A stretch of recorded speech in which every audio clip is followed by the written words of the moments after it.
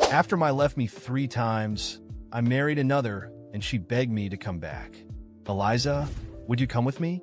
The wedding hall fell into complete silence. As I stood there stunned, with the ring halfway onto Eliza Monroe's finger, her long-lost love, Julian Hart, stood up yet again, shouting across the room at her. Eliza, I'm here to take you away. Will you come with me? Without a moment's hesitation, Eliza pulled her hand away from mine, lifted her dress, and walked gracefully toward Julian. Tears glistened in her eyes, filled with an emotion I hadn't seen before, as if Julian were the one she was meant to marry today. And there I stood, the actual groom under the glaring spotlight, reduced to nothing more than a clown in a suit. With conviction, Eliza extended her hand to Julian, her voice ringing loud and clear for everyone to hear. Julian, I will. It couldn't be more evident. Eliza Monroe, the woman I loved, had been swept away by her long-lost love, Julian Hart. But I didn't feel angry. Instead, there was a strange sense of inevitability. After all, this was the 3rd time in a month that my wedding had been interrupted by Julian. I let the ring fall from my hand, its imprint digging sharply into my palm. No one moved to stop them, not even Douglas and Vivian Monroe, who sat unmoving at the head table. I just stood there, watching their little drama unfold.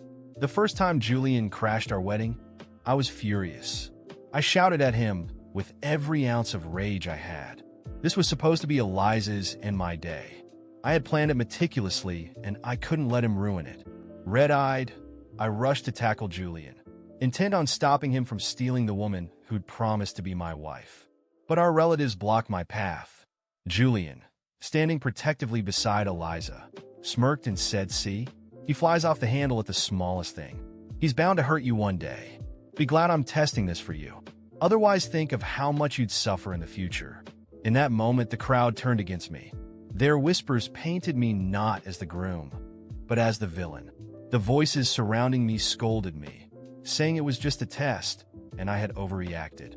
It ended with me handing out a few hefty checks, and Eliza reluctantly agreeing to marry me again. The second time, I didn't shout. I didn't lose my temper. I fell to my knees, holding Eliza's dress, pleading with her not to leave. I loved her, and I recounted every single reason why. Julian pointed at me, disdainful, pathetic. You think you can manipulate Eliza with this show of weakness? You're just a coward. What do you bring to the table besides clinging to her? Once again, I was judged and condemned. Everyone there was one of Eliza's friends or relatives. I had no family, no one to stand by me. The verbal onslaught came from every side, and Eliza simply nestled into Julian's embrace, a sweet smile on her lips. Anger wasn't enough. Begging wasn't enough. Everything I did was wrong, so I chose to do nothing. I stood in silence, watching Julian's voice cut through the room once more. See, Blake Carrington doesn't even care enough to fight for you. How could you marry a man like that? He's failed all 3 tests. He's not worth marrying. Anger failed. Pleading failed. Indifference failed. What do you want me to do? Eliza's eyes flicked back to me, and she threw the bouquet at my chest. Blake, what are you doing just standing there? I'm being taken from you. You don't care at all? Do you? You never loved me. Her expression was a mixture of rage and frustration, but I merely brushed off the flowers clinging to my suit, straightened my tie, and walked toward the MC, taking the microphone from him. Eliza, go. This wedding is over. When I finished speaking, the entire wedding venue fell into silence. Everyone assumed Eliza Monroe had me completely under her control, that no matter what she did, I wouldn't end things. Eliza snapped out of her shock quickly, her eyes narrowing. She grabbed a champagne glass and threw it at me, soaking my custom suit, one I had bought specifically for this day. Blake Carrington, have you lost your mind? She shouted. How dare you say the wedding is off? You've got some nerve. You didn't even pass a single test, and now you say something like that. Tests, a single wedding costing tens of thousands of dollars. Dresses, photography, the MC, flowers, venues. 3 weddings costing millions in total. I laughed bitterly. Every cent came from me. Oh, so they were tests, not real weddings. Fine. All three weddings came to $450,000. Pay it back. Can you do that? Eliza's face fell. She couldn't possibly pay it back. Every doctor, every piece of jewelry she owned I paid for. The house her parents lived in, the car they drove, even their jobs at my company, they all came from me. She wouldn't be able to come up with that money, no matter what. The luxurious life Eliza enjoyed was funded solely by me. But none of that mattered to her. Instead, she doubled down, eyes blazing as she grabbed another glass and hurled it at me. Spending money on me is a privilege. What do you have besides a pile of cash you think that will tie me down? And now you dare to demand it back? I'll make you regret it. With that, she stormed out, wedding gown trailing behind her, and Julian Hart followed close, casting a triumphant smirk my way. As they exited, I watched, a hollow feeling taking root in my chest. 5 years of love, and this was who she really was. I glanced down at the wedding band still pressed into my palm, its outline sharp against my skin, and finally the tears fell. Eliza and Julian had been together before. When her family fell from wealth, Julian had walked away. That's when I came in, loving her fiercely, supporting her through everything.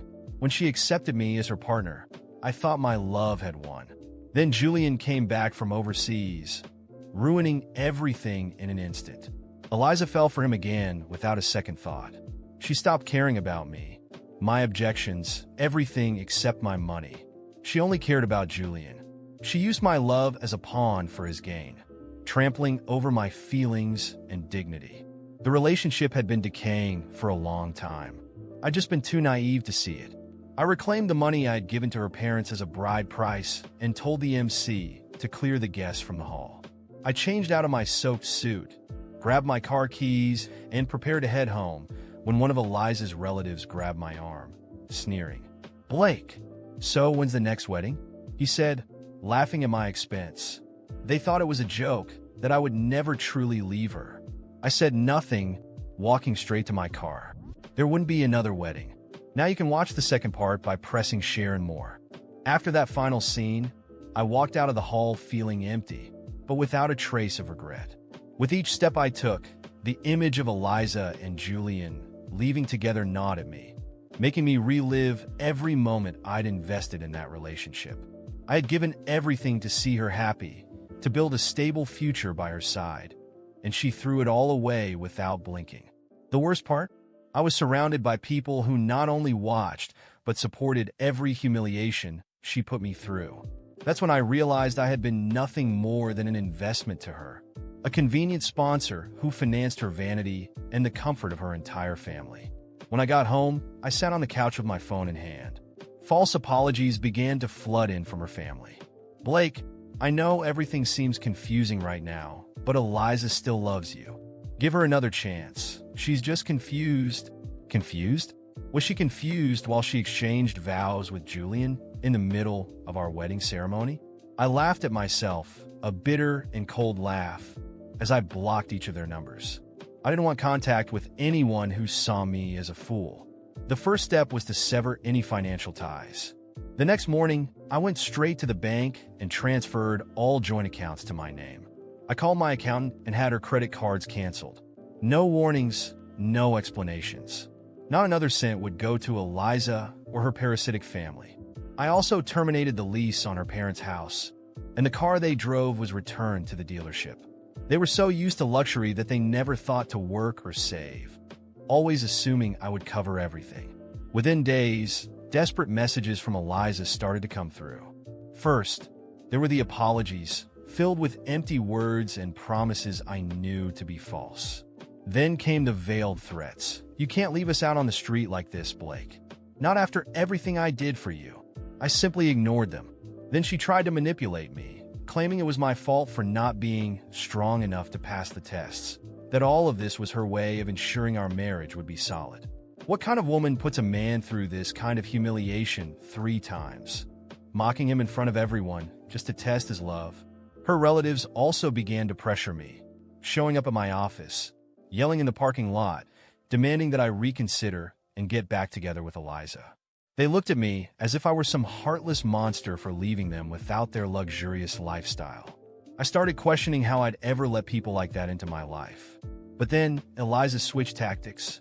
She decided to sue me, claiming she was entitled to part of my wealth since I had supported her for years.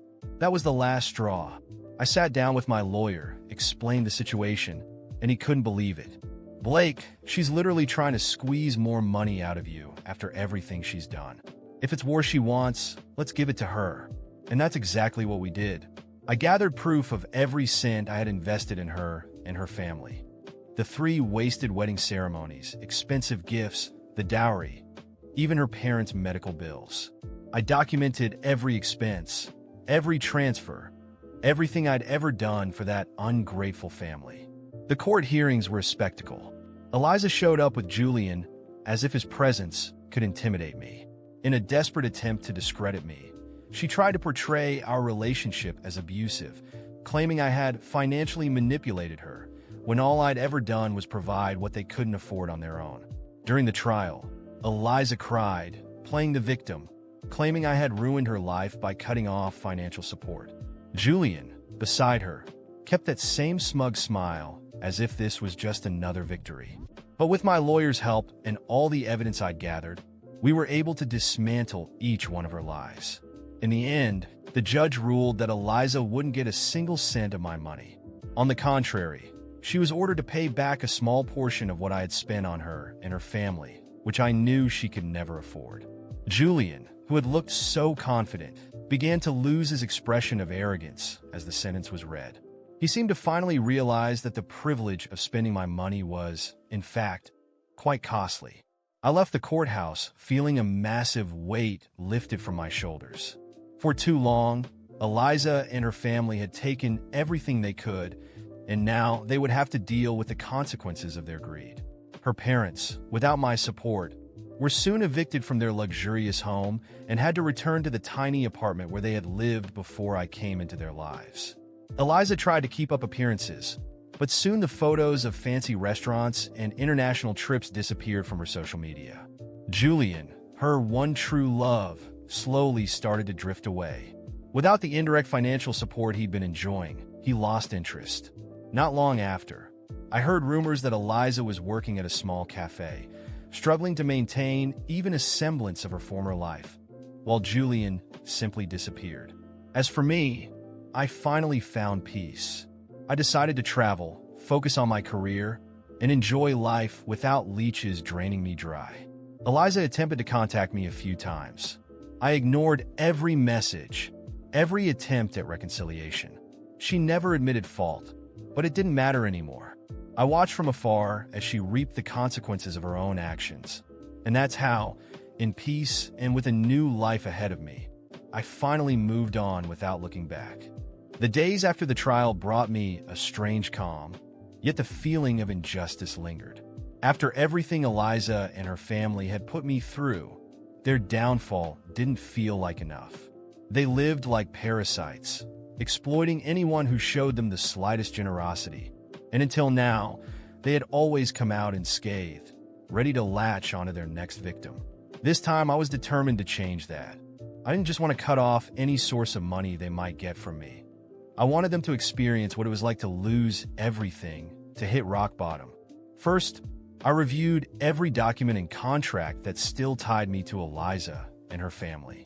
Every loophole, every potential connection they could use to reach me or try to reverse the court's decision. I went through it meticulously and shut it down. Next, I turned my attention to those who had backed her up in court and helped shape her false image as a victim. The lawyers and friends who supported the absurd narrative that I financially controlled her became particular targets. I hired an excellent private investigator to dig up information on each of them. Gradually, their inconvenient secrets came to light. I found them engaged in shady dealings, favors, and other dishonorable acts. They were small errors, but I knew precisely where to share this information to create significant damage. Within months, Eliza's friends and allies began losing positions, contracts, and inevitably, respect. As for her parents, when I learned they had returned to their cramped and deteriorated apartment, I took it further. I discovered that they had never paid any fees or taxes while living in the house I rented for them. With a few calls and the right connections, a substantial bill was soon sent directly to their new address. And, as expected, they had no means to pay it. The result? Within weeks, they were threatened with eviction. Without wealthy friends to turn to or supportive relatives willing to help, they were on their own. They finally felt the weight of a reality they'd ignored while comfortably living off me. But for Eliza, I wanted something deeper. I knew her pride still kept her from facing what she'd truly lost. She'd always been obsessed with public image, with the status my position and money provided. So, I went after everything that could ruin her reputation. First, I ensured that her debts to me were registered and publicly exposed. Without knowing it, she ended up on a blacklist within our city's social circles. Invitations to important events stopped arriving, which, for someone like Eliza, was unbearable. And with discreet help from influential friends, I made sure her financial troubles were well known among those she used to associate with. She quickly went from glamorous socialite to a labeled opportunist who had finally gotten what she deserved. Little by little, Eliza tried to appear at smaller social events, accompanied by a new suitor each time, hoping to restore her image and perhaps find another investor to support her.